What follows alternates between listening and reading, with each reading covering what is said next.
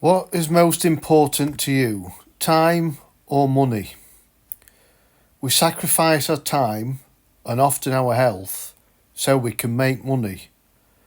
What if there was a way to create both time and money combined? I got to age 45, I was working in the building trade as a joiner, and like most people that do manual work, my body was starting to wear out. I had a really bad knee, bad back, tennis elbow, and physically I wasn't going to be able to carry on. I had no idea what I was going to do with my future, and all that uncertainty had started to affect my mental health in a really bad way as well. Good fortune came my way when I stumbled across something that I could start part-time, learn some new skills alongside continuing my joinery, and then over a period of time transition into doing that full time. Initially, it really took me out of my comfort zone because it was an alien concept. Like anything, when you've never done it before, it can really make you feel uneasy. Fortunately, I got some great coaching and mentoring, and the person that I am today is totally different to who I was then. I guess I'd sort of pigeonholed myself and didn't realise that I was capable of doing anything else. On my new journey, I was encouraged to start reading business books. I'd never been a reader. The only book that I'd ever read in my life was Charlie and the Chocolate Factory. However, I read a book called Rich Dad Poor Dad, which is the #1 best-selling business and finance book of all time. And oh my goodness, did it open my eyes. It's almost criminal that this stuff isn't taught in schools. And that's the information that I want to share with you because it's an absolute game changer. We were all taught that the only way to get ahead is to work more hours or get a higher paying job. Well, that simply isn't true, and I'm living proof of that. I used to hear people say work harder, not smarter, but I thought, how do you actually do that?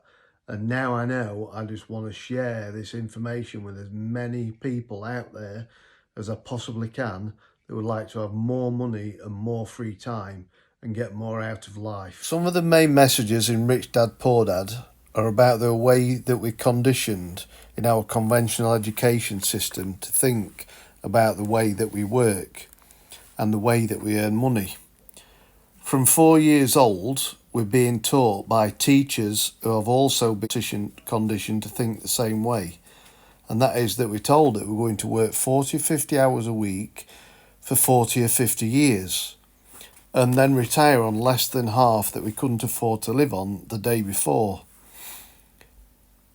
The other major eye-opening thing is what Robert Kiyosaki calls trading time for money, where we work for an hour and we get paid for the hour, or we're self-employed and we perform a task. And if we stop doing either of those things, then our income stops.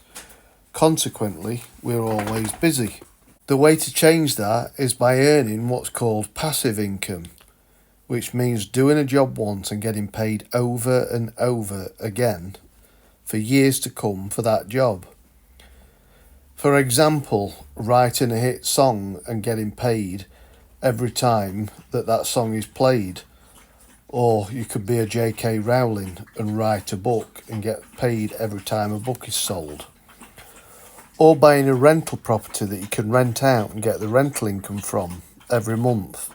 Most haven't got a best-selling book or a hit song potential in them. In most cases, you need a large amount of capital to get started in property investing. Another wealth-building principle is compound growth.